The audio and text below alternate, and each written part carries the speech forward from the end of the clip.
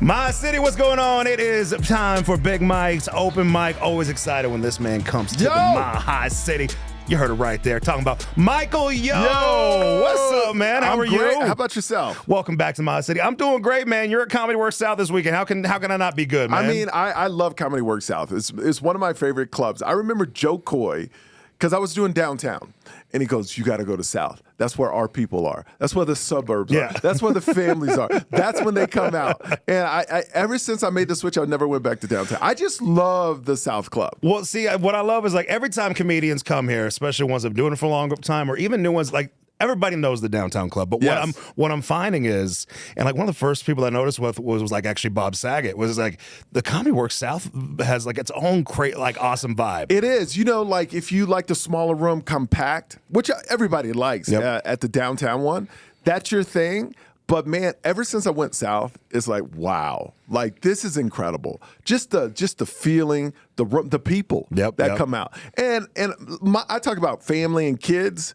You know, like, so it fits the suburbs where I am. Yeah. Like, my crowd is out here. Downtown, it's a little bit younger, you know, they're cool. I was out there, the last time I was in Denver, I popped on the Ari Shaffir show, and I did that crowd, and it's a hot room. It was so much fun, but I just like the South Club for myself in my crowd. What I love is it doesn't matter whether you go downtown or south. You know that there's going to be some great comedy going on every weekend. 100%. And this weekend. And the thing is, if you're down here in areas like Highlands Ranch and the DTC, you know it's nice to be able to just go up the block and see some great comedy, which they'll be able to do this weekend. There's a lot of stuff to do around the Landmark. I know there is downtown too, but I love like that little area. They got a coffee shop I go to. And like I have a routine. My family is out here, so we're staying in this beautiful condo they set up. I mean, you know, we're just living a life. Living a life. We're smack dab in the middle of October. We're in spooky season. Are you a Halloween guy? Okay. I want to be, but my wife won't let me be. Like because I used to live in LA, and we lived next door to like the people that did the Muppets and stuff. So literally, you would walk to their door. It'd be the Muppets handing out candy with the puppet show, but like over the top. And I was like, "Baby, you got to let me spend some money. I want to go." And no. So all she got was a Mickey Mouse pumpkin, and that's all she does. And my kids are like, "Let's do a big." I'm all about Halloween, but my wife is not all about Halloween.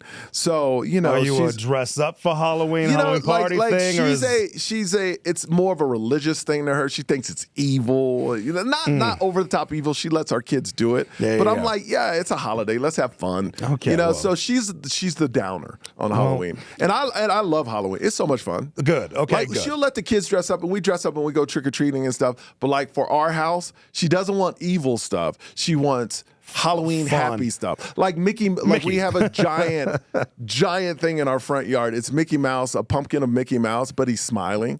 And she goes, "See, that's a nice Halloween." We need like at least a little bit of a sinister grin from Mickey. No, come on, Mickey Mouse. This pumpkin could be Christmas. Has she seen Fantasia? There's some scary stuff in there. We love Fantasia, actually. Oh, but there is some scary stuff in there. Yeah, but like she's a downer when it comes to Halloween. But every other holiday, she's great. All right, so man, you've been staying busy this year. Dropped the new special on YouTube earlier this year. It's called Snack Daddy. It's about to re-release on 800 Pound Gorillas website. And then I shot a new special on Dry Bar that comes out in January. Okay. So it's basically the best stuff I've done, just clean, like 100%. Because I'm moving to all clean. Okay. And I was like, I need to release a special where I haven't done any cursing in it.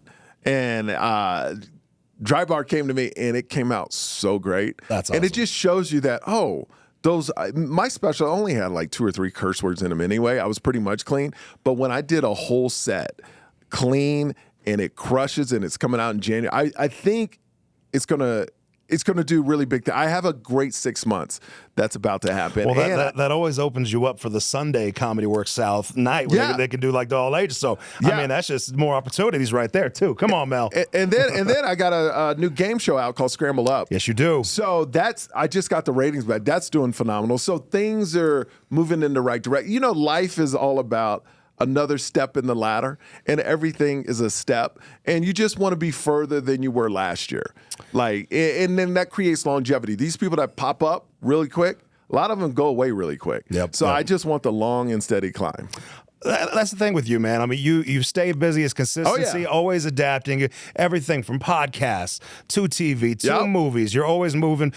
from radio. You did radio back in the day, right? Yeah, I did. I still do. Podcasts. Yeah. I do my podcast, and then I jump on a lot of people's radio shows. I think radio to me is still one of the best outlets. When you can do a live radio show and people can call in and you could actually talk to the people. Yep. That's something you can't do in a lot of like podcasting. You can if you go live through, texting or I mean the comments or through the phone line. That's cool, but I just love radio, and that's why I podcast. I'm glad you mentioned Scrambled Up, obviously, because obviously it just launched and all that, because I'm a firm believer that some of these hosts that do, like, I don't think Pat Sajak could read out a thing to save his life. And so I'm wondering if you're a good unscrambler. Oh, probably not, but let's go. So the one tease I'll give you, obviously, we do country music. I'm going to show this and see if they can put it up. I'll let you hold on to it. I'll give you, you might be able to figure it out right away. But number one, I'll say this artist released an album called Hollywood Bleeding. He's voiced over cameos in Spider-Man Into the Spider-Verse. This is a country artist. A country artist name. And he did Teenage Mutant Ninja Turtles, Mutant Mayhem voice. Oh, my God. The last one will probably give it away. What? He had some help with Morgan Wallen with one of the biggest songs of 2024. He had some help. See, I am terrible. He used to be a rapper. Now he's a rapper-singer. Rapper-singer? He had an album called Posty at one time. Post Malone? There we go. Oh, my God. Post Malone. See, when you said Post Malone's a country singer now? Oh, yeah. The whole album, F1 Trillion. And oh, my God. Post Malone. Oh, my God. Yeah, so I had some help. Was the biggest song last year. And then I got one last one here. Yeah. I'll show it right here. Okay. All right. So country artist. This artist was raised in a town of under 200 people called Baskin, Louisiana. Ooh. Her fiance's nickname is Duck. Duck? And she had an album and tour called Bell Bottom Country. She's known for her bell bottoms. Oh, my God. I am terrible at this. See, I knew I wouldn't be good And at I'll say I'll just say the last name's Wilson. I knew it. The host never, it's Lainey Wilson. See, I don't even know who that is. I'm so sorry, Lainey Wilson. I love you, Lainey Wilson. Lainey Wilson's a gem. See, I don't know who she is. But the last game will be a lot easier. This isn't even a game. I got my trusty JB Smooth hat right here. And these are all questions written by previous comedians that were guests. And then I'll ask you to add one to the list. All right, here we go. Jeff Garland. Yes. What are your thoughts on vulnerability in comedy? Do you remember one of your first? Yes, I remember when first time I was vulnerable on stage was actually happened in one of my, I think, Blasian, my first special. I talked about my mom surviving breast cancer for the second time and almost dying. And during the live special, I just started crying on stage. And I was like, wow. And it felt great. It felt like that's where I need to be. Like, I feel like comedy now, because of reality TV, if you notice a lot of big comics like Ali Sadiq, Bill Burr even leaning into it, Dave Chappelle's always leaned to it. It's more storytelling. It's more, people want to know about you, not just a joke. Yeah. Like, I remember overhearing, I wasn't in the conversation, but I was outside the conversation listening to Dave Chappelle talk to a bunch of people. And I heard him say something that I'll remember. He goes, you know what's just as important as people laughing is when you're saying something and you're a comic and people lean in. Because you're making a point or you're saying something that's going to stay with them. And that's just as important as the laugh. So if you can combine both of those, you're crushing it. Because I remember at one time, and there are a few comics that still do it. When I first started comedy, it was all about the one-liners. Like literally in 10 minutes, you would hear 100 jokes. Boom, boom, boom, boom, boom, boom.